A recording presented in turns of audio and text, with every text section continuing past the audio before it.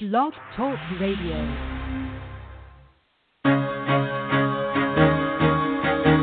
Carol the Coach. Sex, love, and relationships. We talk about it here. Carol the Coach. Compassion with contemporary relevance. I am a psychotherapist. I can be your personal life coach, and I can help you with your issues. There are no problems too small or too big. You can talk about anything. Speaker, columnist, radio TV host, and commentator.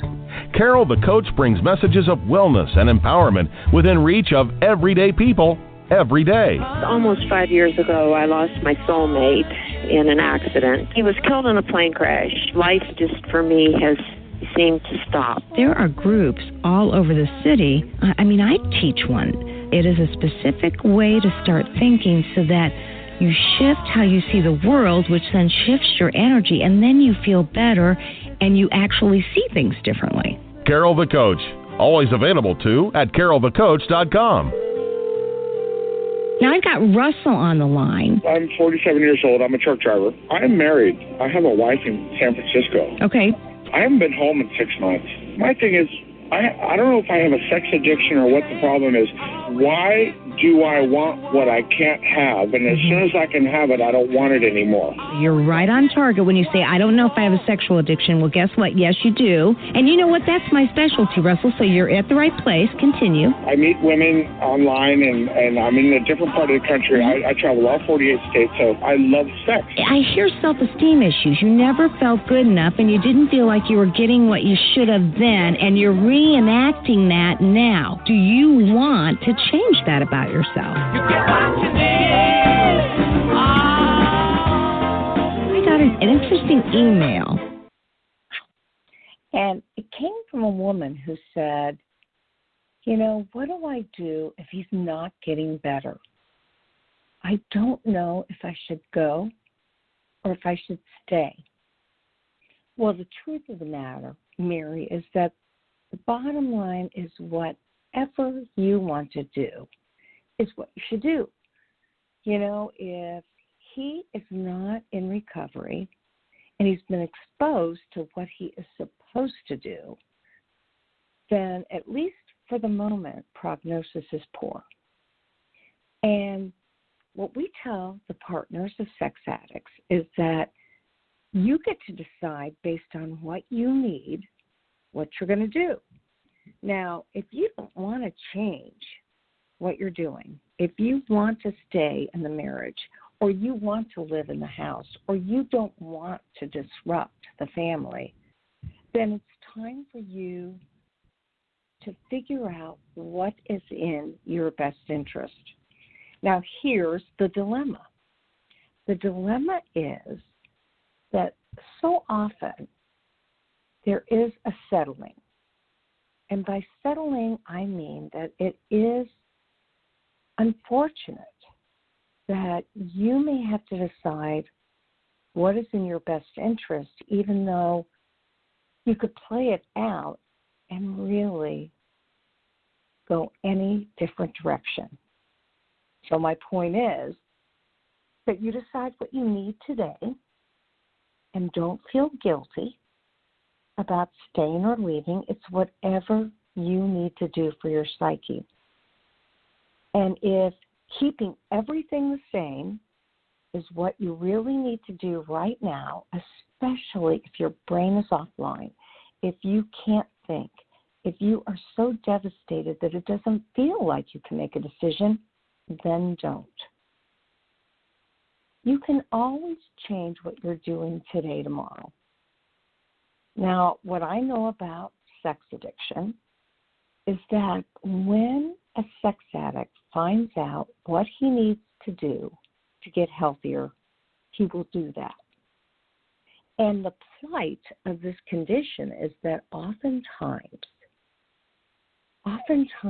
as he gets good at his recovery, he begins to get complacent.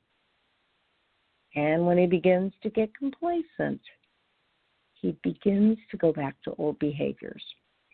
I was just talking with a woman today who said, I cannot believe he was doing so well. I was watching him do well.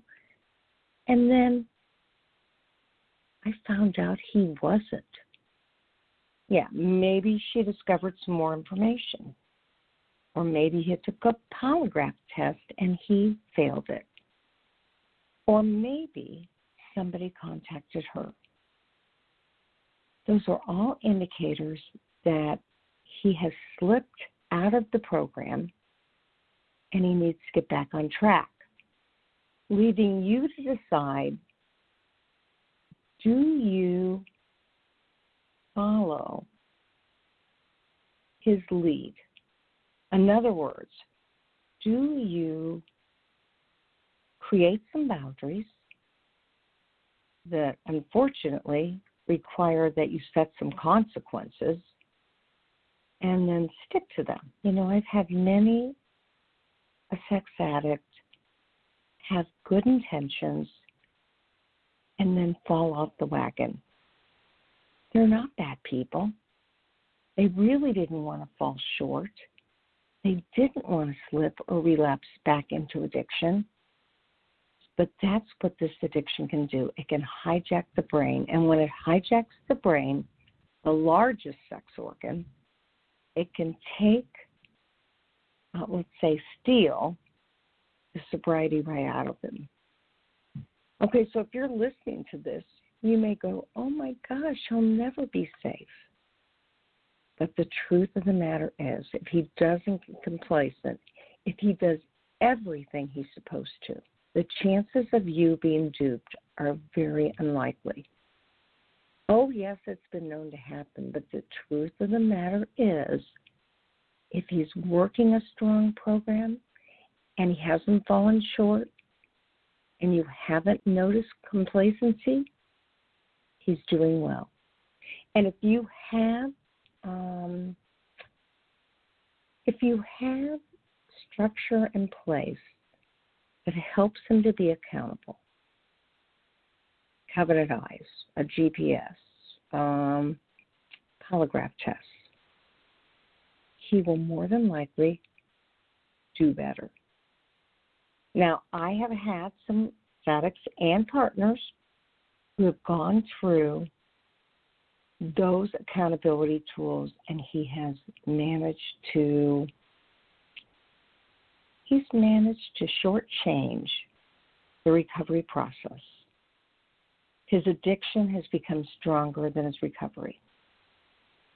And then I say usually some sort of therapeutic separation is what is most necessary to keep yourself safe and to send a very important message. Now, we're talking men tonight, right?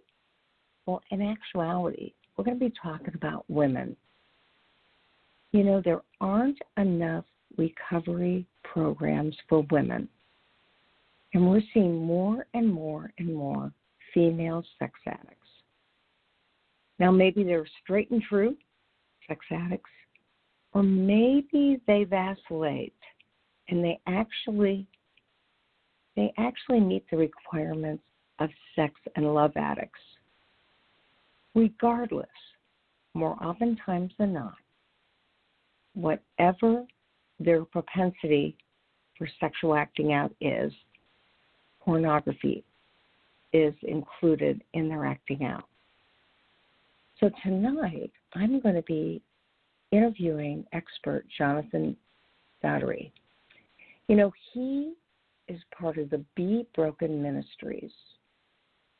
And he, along with Kimberly Johnson, have developed an online course for women who struggle with online porn addiction. I always tell you, my descriptors are not always accurate because Blog Talk Radio does not allow me to include the word porn or pornography in my descriptor. I appreciate that. They actually don't want me to advertise porn. So I have to become very creative in describing a show without using porn, because if I do, they put orn. And so tonight I'm talking about online internet addiction, which is the safe way to say porn addiction for women. And, it can be much, much harder for women who want help and are struggling with porn addiction because they don't want to admit this. And most resources seem to be geared towards men. And so this show is specifically for women who have porn addictions.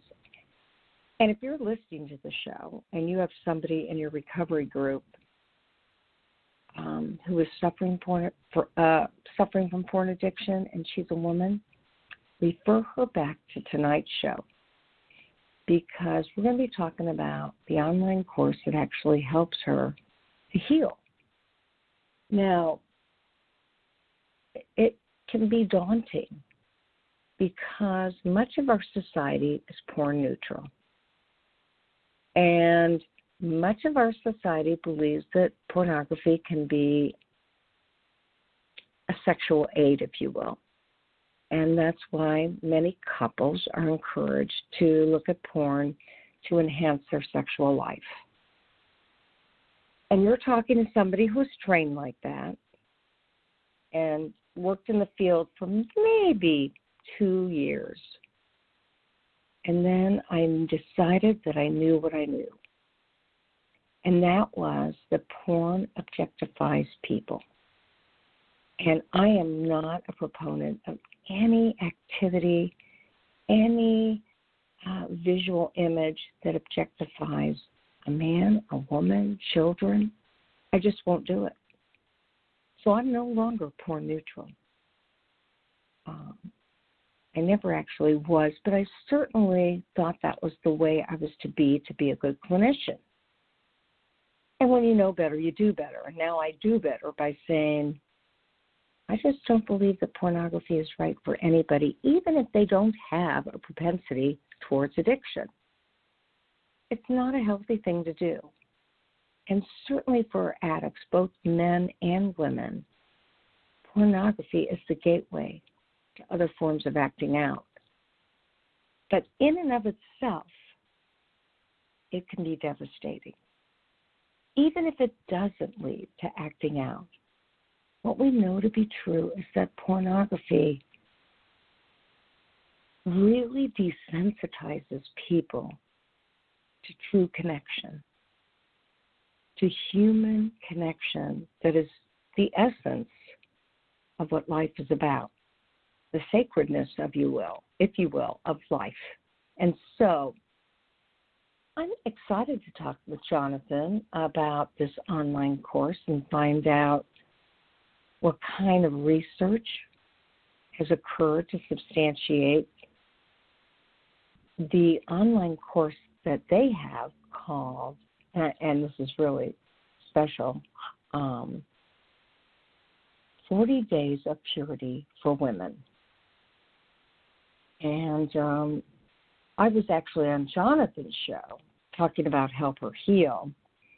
And when I heard about this course, I said, there just aren't enough resources for women. And I want to talk more about what we can do to get women to heal. Even if women are sex and love addicts, they use sex to encourage someone to love them.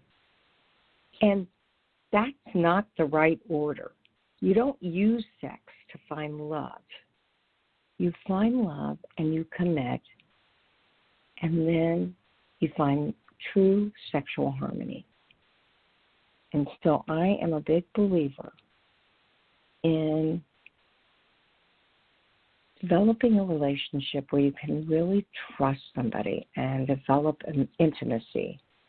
And you all know that I'm a big proponent of empathy, and empathy is part of intimacy. And I just have not been able to find people who could do it any other way and feel good about themselves.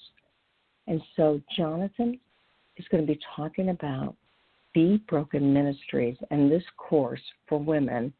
And I'm just glad we can open up the dialogue because women need the help, and the shame that can oftentimes accompany them is detrimental to them finding the help that they really need. And so tonight we're going to be talking about what resources are available for women to help them heal from porn addiction and from their own sexual brokenness. So, Jonathan, welcome to Sex Help with Carol the Coach. Hey, Carol. Thanks. I'm glad to be here with you. Yeah, it's been a while, and you and I really seem to share a lot of the same philosophies, and I was so excited to hear about this online course. Can you share a little bit about your journey and Be Broken Ministries and how it evolved into offering this very specialized course for women who suffer from porn addiction? Sure, yeah. So, I came out of my own sexual brokenness and my own porn and sex addiction. I was enslaved in that for a number of years. And then when I started getting recovery and freedom from that in my mid to late 20s, then I just felt this calling into ministry. And so it started naturally what I was familiar with. I started with helping men. But I didn't have to do this ministry for very long before I realized, this is not just a man's problem, even though I think sometimes it's been sort of relegated like that, like pornography, it's a guy's problem. But I started realizing as we were helping a lot of men recover from sexual addiction and pornography, we would every now and then get these brave women that would contact us and say, yeah, but what about us? What about me? I'm struggling too. And to be honest with you, Carol, at first I had kind of deer in the headlights. I'm like, I'm a man. I don't know how to talk to a woman in terms of how I couldn't identify in the sense of like, I don't know what I could offer you as a man to try to help you with this. And so we really worked hard to try to connect with other ministries and other people. And that's where, kind of fast forward, as we have networked over the years and really just developed lots of great relationships with incredible counselors and other people in this field of work. A counselor and therapist, Kim Johnson, out of Houston area, really came up on the radar. And then she's the one that really was able to produce the content for this 40 Days of Purity online course for women, because she's not only a counselor and therapist, but she's got her own backstory of her own porn and sexual brokenness issues. So she's able to bring both the sort of professional side of counseling, but also the personal journey of this isn't just some kind of ivory tower content. This is somebody who's actually walked it. And so I feel like that's always so critical, because I do believe, Carol, unless we have a story that can connect to people's pain and their own story, it's very hard to have any type of credible influence into somebody else's life. And so that's one of our core values here is story. We need to be able to tell people it's okay to share your story. It's okay to bring your brokenness and realize that there's hope. There are people who care.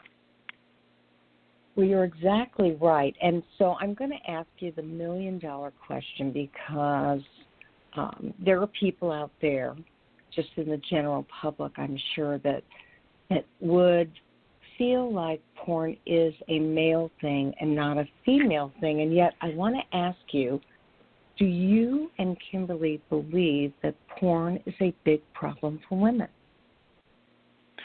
Yeah, I would put it this way. It's still not anywhere close to the scale that it is statistically for men in terms of the numbers of people viewing it and all of that kind of stuff. But it has exponentially grown.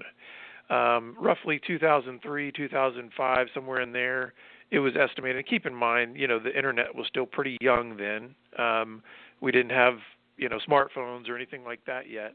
But still, it was estimated that maybe 10 to 14% of online pornography viewing was by a woman, or a hit on an online porn site was by a woman.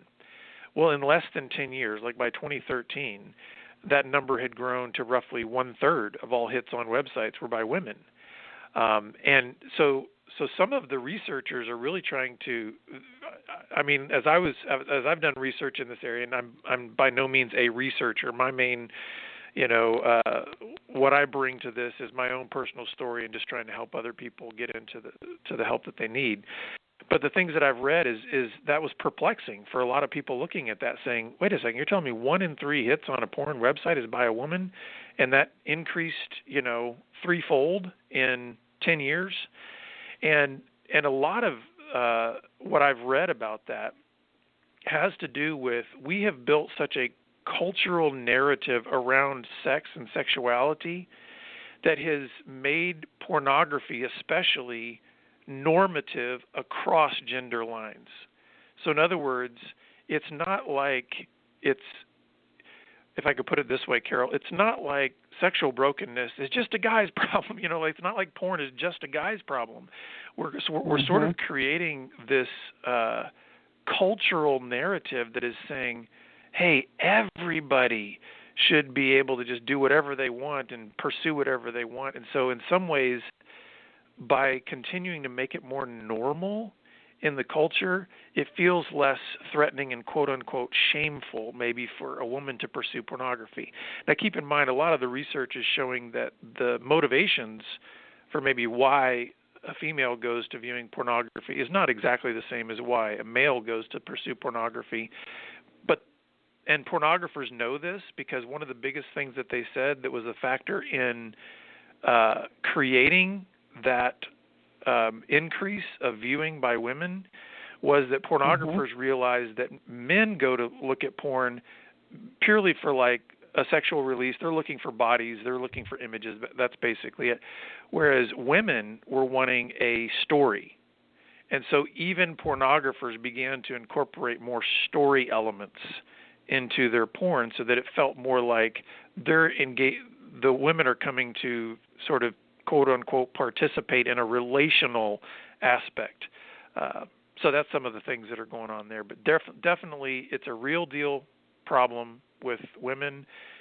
But I also think it's a problem that in some ways is harder for women to feel confident to seek help for, because there's still that idea that this is a man's problem. And so there's like this double shame sometimes that a woman feels like, if she feels like I would like help for this, the amount of courage that it takes for a woman to go seek help is like 10 times the amount of courage that it takes for a man to go seek help. Well, Jonathan, I have to say that I talk to a lot of people across the boards, many of which don't have addictions, or they don't know that they're heading that direction. And when I talk to young women, probably between the ages of 18 and 30, I realize that we really are in a culture where men and women look at pornography together, not just solo, but at dorm parties and at after parties. And so women are taught that if they want to be accepted by the male population, it's hip to watch pornography with them, which of course stimulates them to reenact what they've seen. And so I believe that a lot of women actually develop the compulsion because they thought it was a way to be accepted within the heterosexual population. And that's troublesome to me, because obviously it's like they don't know what they don't know, and then they participate because it looks like it's cool, it's something that everybody does. And then, of course, while they're on their own, they're going to look at pornography, and before they know it, it becomes a compulsion. And it may have started out as part of a social experiment, if you will, but it has moved into, I need to do this to feel included, to feel special. And that is what I feel has been so problematic, both for college-age women, and we know that whatever is happening with college-age women is also happening to adolescents and even younger. Mm-hmm. And, some of the irony of what you're talking about there is it's because I totally agree with you. There is this pattern of, because one of the reasons that I think women especially, but really anybody, a young person, can get involved in pornography is there's a sense of peer pressure or cultural pressure even. Because, again, if porn is increasingly seen as normative, then if you are not participating or you're not engaging, then you're the outlier. And so there is this sense of, well, I at least need to, not seem shocked or not seem appalled or certainly not resist whatever's happening in this group of people. But the irony is that some of these studies have found that when then a woman gets into a relationship with a man, so pornography might have preceded that relationship for both of them.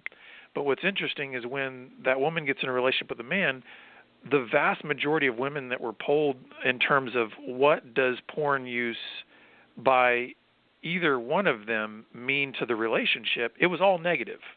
I mean, in the sense of like whether the woman or the man is viewing pornography, it had massive negative ramifications on trust and confidence and all those kinds of things that were part of a healthy, thriving relationship, right? And so it's kind of like there's this horrible lure that pulls a woman in, and then it just like stabs her in the heart, when it comes to actually trying to have a real relationship with someone. And so I do think there, at the very least, there's a massive amount of just chaos and confusion in the soul of a woman who's just been torn up by these messages of pornography, not just the porn itself, but even just what the messages are to her in terms of, well, what is her value as a female? Is it purely sexual? Is it only her body? I mean, is she more than that? And so pornography will cause her to believe, if she really believes what pornography is telling her, that her value isn't really much more than that. That her value is based on her attractiveness, based on her, sexuality, and that's about it. Because porn is going to certainly promote that is the only value that a person has, because that's the product that porn is selling, is sex. So yes, I do think that there's an avenue that draws a woman into this. And then when she does finally realize, let's say in a relationship or just later on, that was a false promise for where I thought this was going to take me, a lot of times, because then there has been a lot of porn use at that point, sometimes then the biological compulsivity kicks in, the addictive aspect of it. And so then she does feel trapped, because she's thinking, this has kind of become a part of my ritual and my routine. And I thought once I got into a real relationship, I could just let it go. But it's kind of still pulling at me. It's still a lure. Yes, absolutely. So it's hard to break free. It's hard to break free even when she makes that realization.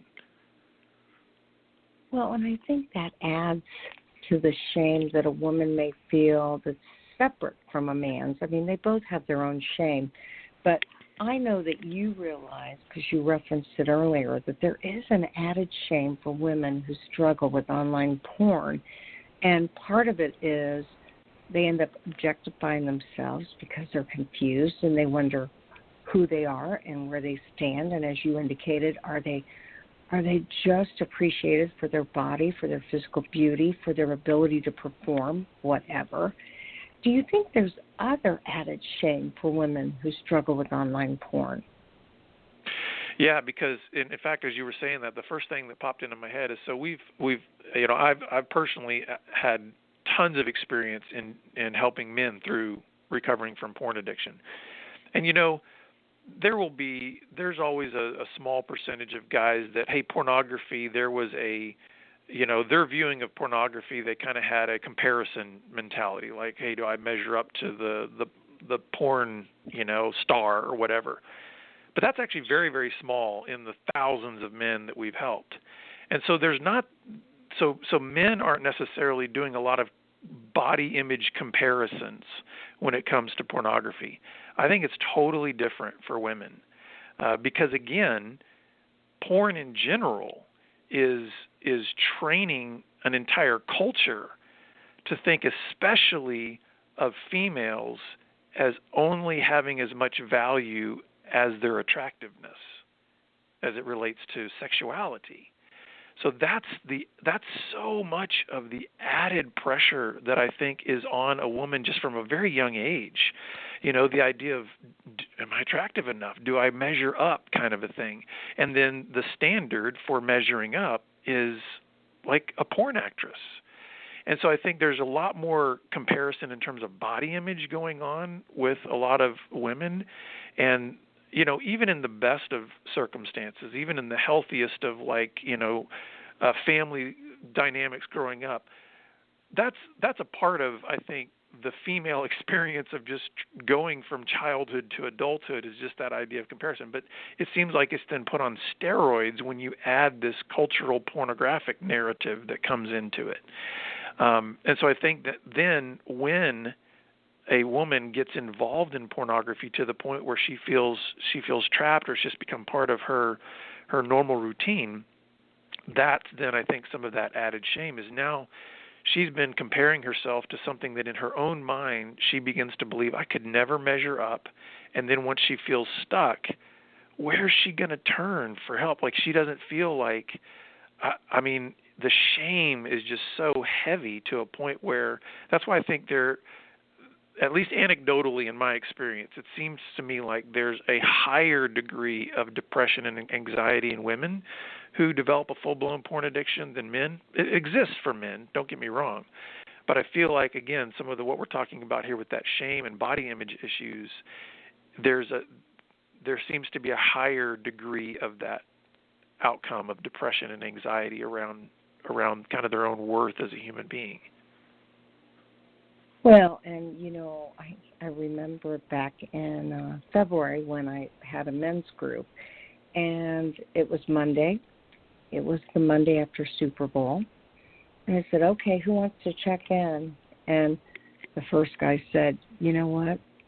I am still traumatized by being with my wife watching the halftime show because the women were so sexualized. I had my kids there, and I knew that by allowing them to watch what they watched, I was showing them that women are objectified, that women objectify themselves, and that a whole audience of normal people, i.e. sports lovers and party goers and blah, blah, blah, are appreciative of that kind of dancing, that kind of costuming, that kind of posturing. And so obviously we teach men early on as boys, and we teach girls that they can be sexual at age 5, 6, 7, or 8 if they dance like that, look like that, dress like that. And that is really the beginning of soft porn. And so by the time they do meet somebody they really care about who watches porn, or they do participate in parties that result in watching porn, they really have accepted the subtle message that this is how I feel a part of the group, and this is how I need to view myself. And you're right, that added shame adds to ongoing relational problems, depression, anxiety, and you nailed it when you said comparison, because comparison for women is just absolutely the roughest and toughest thing that they can do. If they compare themselves to others, they're never really going to feel good enough. So, obviously you've studied this a long time with men, and you have partnered with Kimberly Johnson, who has her own story and who put this online course together. Tell us a little bit about the course and how one can go to the course, take the course, and find out how they can help themselves. Mm-hmm. Can I say one real quick thing about when you mentioned the halftime show and some of that kind of stuff, that I just think it's really important for, I think it's really important for both women and men to hear this, because I think, again, part of what we might call a pornified culture has taught us to believe about our bodies, both male and female, is that our bodies are purely one-dimensional and they're only sexual. And so the idea is, and porn, it just reinforces that, like your value, and especially for women, your value is your sexuality. And so it almost makes both men and women feel like any and every sensation that I could possibly have, any and every movement that I could possibly make with my body has this horrible potential of being sexual. And it's like we've lost a vast majority of what it means to be an embodied person, like what it means to have a physical body. And so I think it's sad to me, because what happens is, like you're saying, so many girls especially are being raised to believe that their bodies are only a sexual symbol. Instead of, in other words, it's like, can we have a hug? Can we smile? Can we laugh? And not every motion and movement of our body be seen as, oh, that was a sexual cue, or that was some kind of sexual movement. You know what I mean? And so I think there's a sense in which we need to reclaim some of the realities of the goodness of our bodies, and it's okay that we have bodies. And I think especially for women who are coming out of pornography, and this is a lot of what the course helps with, is there's a lot of healing that needs to happen when it comes to the shame element and the body image and those things. And some of what the course, I think, is helping women do is realize that, yeah, they might come to the course because they've got an issue with porn or specific sexual brokenness issue, and they really want to work on that. But hopefully by the time they get through the end of the course, they realize that what we're trying to help a woman see is her true worth and her true value, and that her body is actually good. Like, it's nothing to be ashamed of. It's nothing to be feel like you're gross inside your body. And so that's where I think this course can help women not only recover from any kind of, let's say, porn addiction or some specific behavior, but really a lot to be able to come out of that shame and be able to know, what does it mean to be made in the image of God and have value and worth that's intrinsic to being a human person. And so the course is available through our website on purelifeacademy.org. That's our online training platform. And so if a woman were to just go to purelifeacademy.org and click on the Women tab at the top of the page, she would be able to find the course.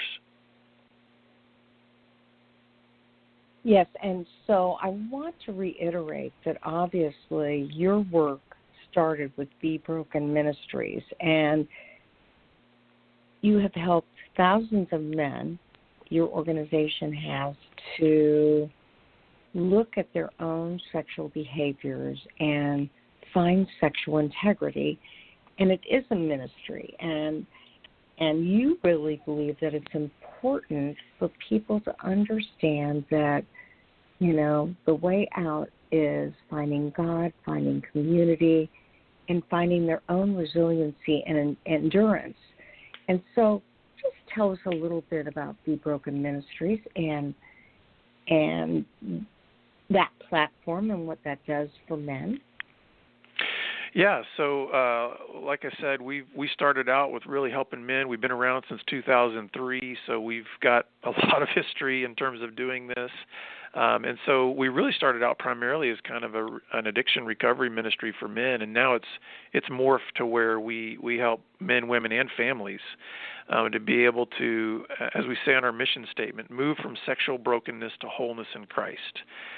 We do really believe that being made in the image of God is valuable and important, and therefore, because of that, we believe that every human being has intrinsic, inherent dignity and worth, no matter what they've done, no matter what's been done to them. We want to breathe that life back into people who have felt broken and ashamed and just used and kind of at the end of themselves. We want to remind them that no, you are valuable not because you could or have done anything. You're valuable because you're a human being. And I think when we start from that point, it helps people understand what grace really means. Like it's a gift, like life is a gift, and we want to help people learn what it means to actually live within that gift. And we've just seen people blossom when they recognize that God actually does love them. God actually does care about even their bodies and their sexuality. That's not exactly a message that people often connect with God. Sometimes, unfortunately, we've created this really hard line between God and sex. But he was the inventor. So he made our bodies, and therefore we believe that it's good to recognize how he made us and live into that.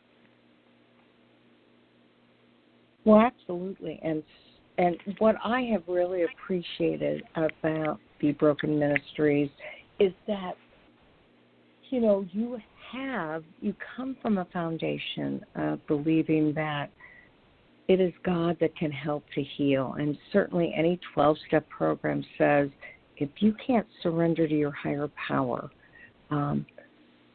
you're probably not going to be successful in this. And I know that agnostics and atheists use their higher power as the group or something else, but there's no doubt in my mind that most men and women do believe that there is a higher power, that there is something bigger than themselves that has helped to orchestrate them. But giving up control is so tough, isn't it, Jonathan? Yeah, and I think it's important to realize, I think everybody, I don't know, Carol, maybe some of this especially comes just the longer you live life too. There are seasons that happen in life that really give us some stark reminders of maybe how small and weak and frail we actually are, that we don't have absolute control of our lives. We don't have, we can't, sometimes we want to try to force particular outcomes, and then guess what? COVID happens. You know what I mean? Or something totally outside of anything that we could possibly control comes into our lives, and we realize, okay, I'm not as strong as I thought I was. I'm not as smart as I thought I was. And I think what you're getting at in this faith component is there's a recognition by anyone who's actually really engaged a recovery program where they understand the necessity of humility. I've never met a person yet who has recovered from any kind of addiction while being proud. It's like they're mutually exclusive.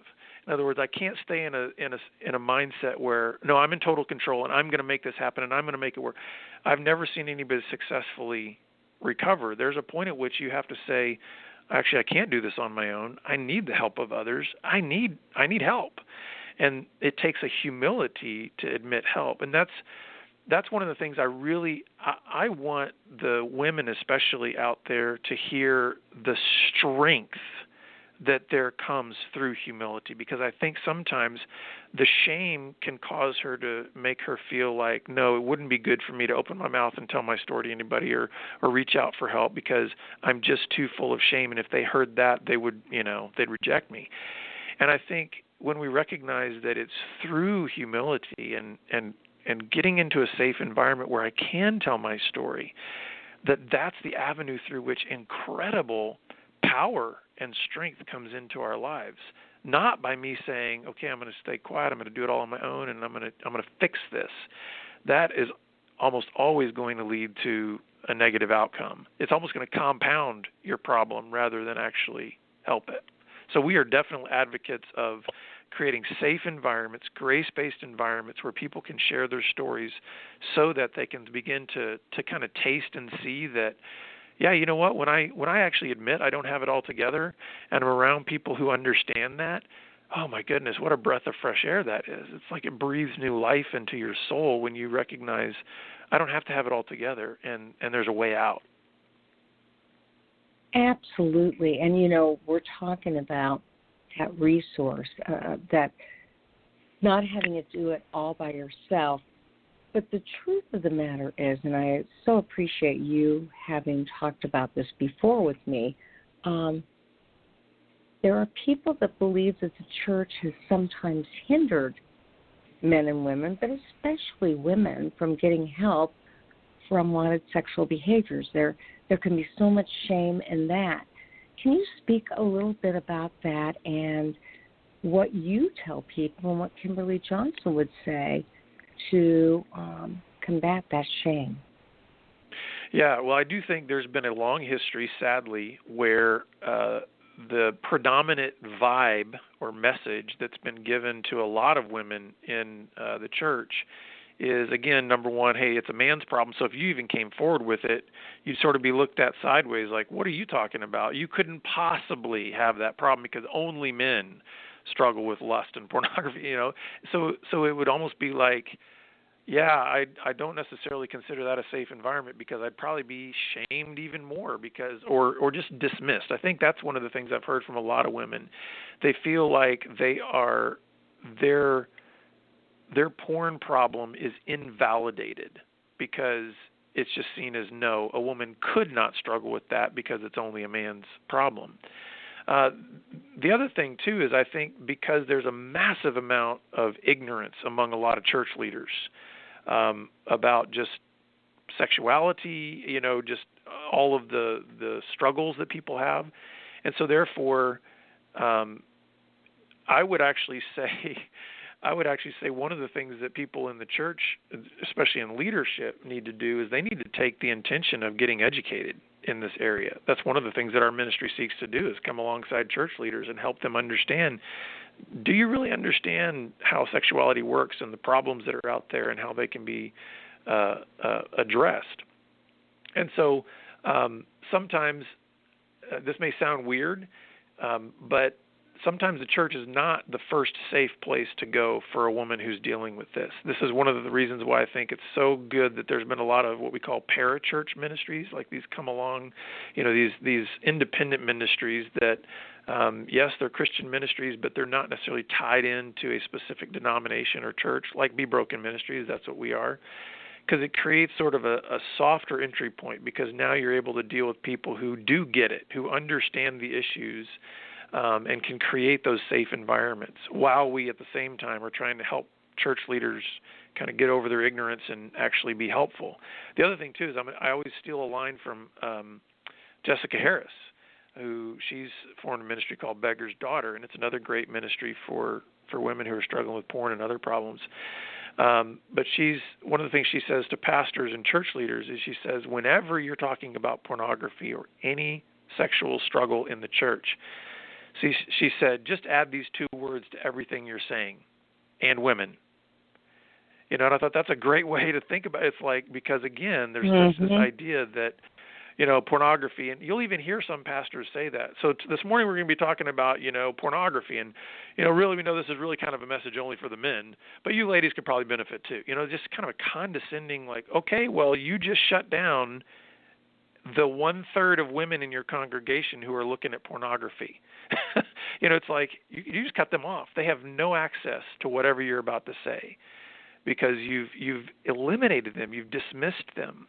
And so we need to have much more of an inclusive message that says this issue of pornography is ubiquitous. It's universal. Every single person is touched by it in some way, whether through their own personal struggle or someone that they know who has a personal struggle. I would find it hard in the United States of America to find a single person who's not connected to somebody that's connected to porn. It's just everywhere. So I think we need to have much more of an inclusive message within the church that says everybody is welcome to share their story and get help for this issue. Yeah, I love that. And so once again, for our listening audience, to be able to get onto this online course, they have to go to purelifeacademy.org and then look for 40 Days for Women. And that's on the site. And that is actually an online porn course that will help them break free from pornography. I mean, what is the curriculum?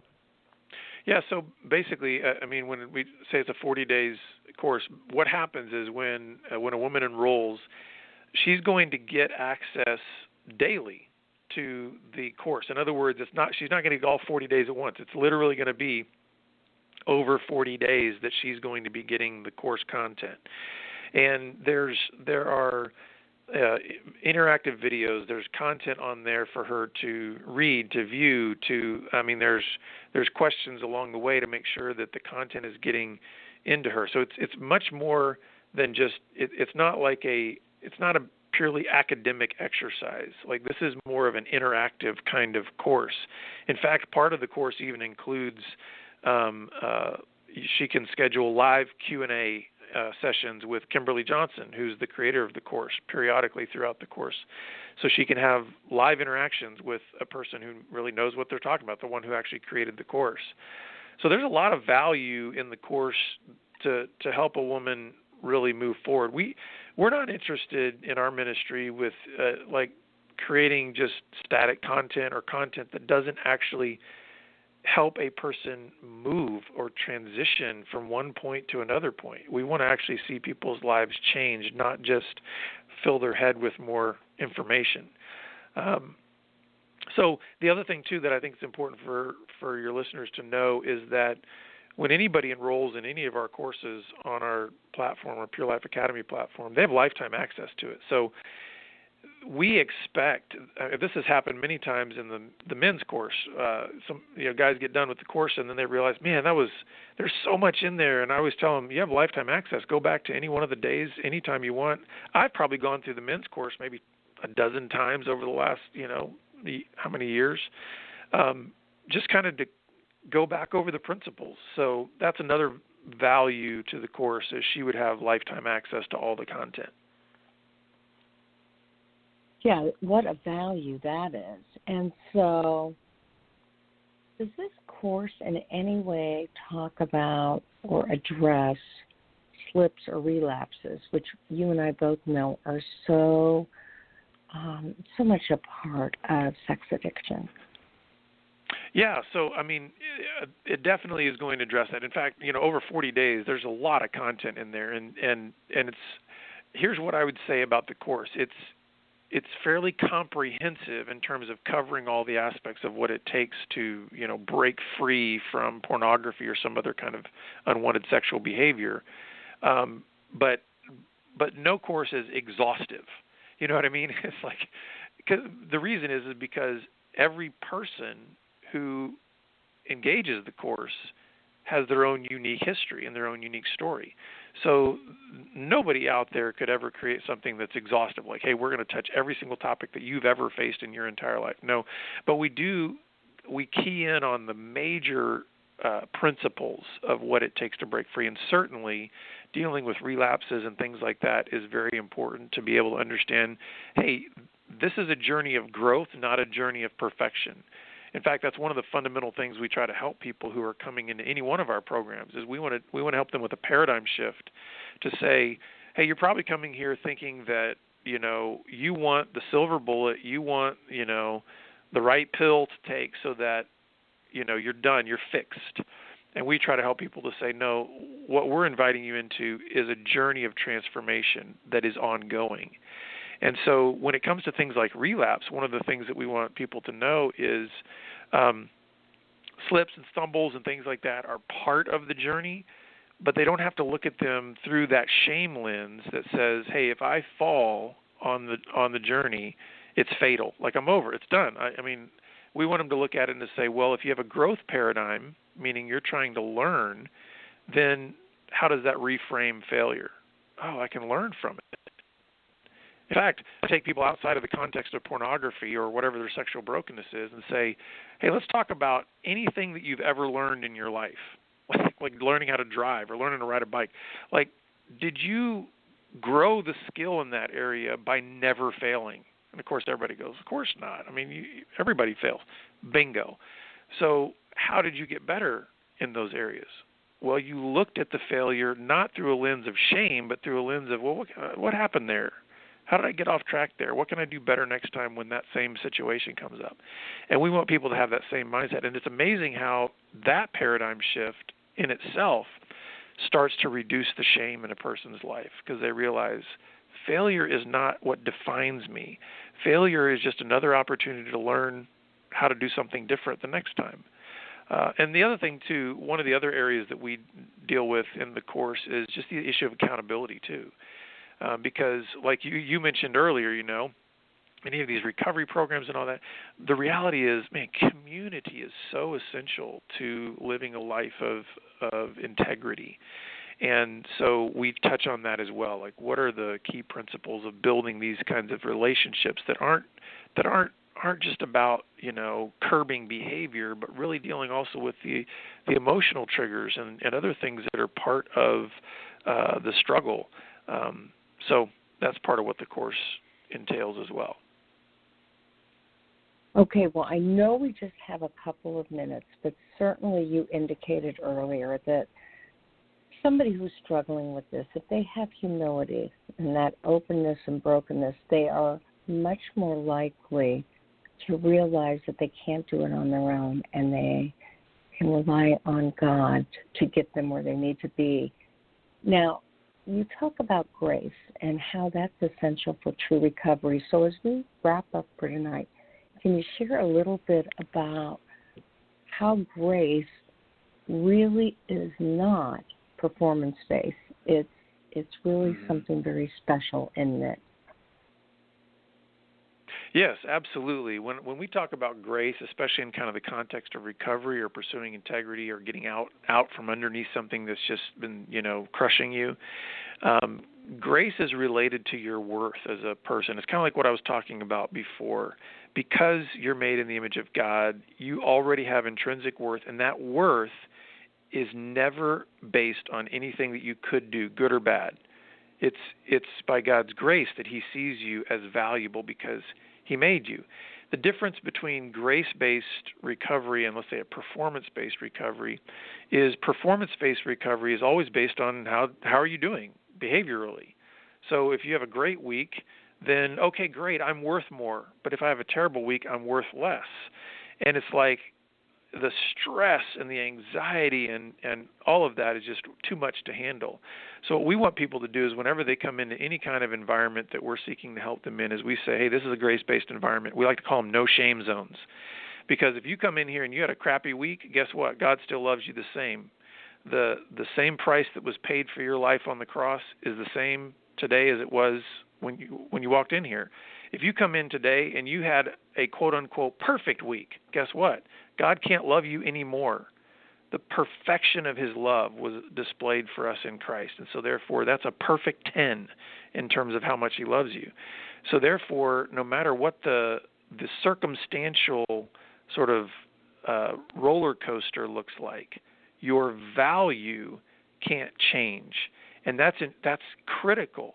It's amazing because sometimes you can, when you have a great week, you're thinking that you're worth more. In fact, it's like, no, you had a great week, enjoy it, but God loves you exactly the same, and so do we. You come in here, you have a terrible week, you think you're worth less. Well, no, God loves you just the same, and so do we. And so we want to reinforce that message of grace. And we believe, because we've seen it, in the long term, grace is what transforms people's lives. Because when they start to get motivated by the fact that their value can't change, it's like that builds a love within them that gets them outside of themselves, and they start to see their lives as having meaning and purpose, and then they can pass along what's happening in their life to other people. And so that's why we believe grace is the most powerful engine for change in a person's life, not basing your worth and your value on your performance. Jonathan, thank you so much for sharing this important information. I always really appreciate your clear message, and I just want you to know this is an amazing resource for women. I'm glad that you and Kimberly are working together on this, and keep me posted. I want to know about other projects that you both are doing. Thanks again. Yes, well, thank you for having me. It was my pleasure. Okay, you take care. All right, bye-bye. That was Jonathan Daughtery, and he is part of Be Broken Ministries. I'm Carol Jurgensen-Cheats, a.k.a. Carol the Coach, and we'll see you back here next week for more Sex Help with Carol the Coach. And you know what I always say? There will always be one of you at all times. Fearlessly have the courage to be yourself. Have a great day.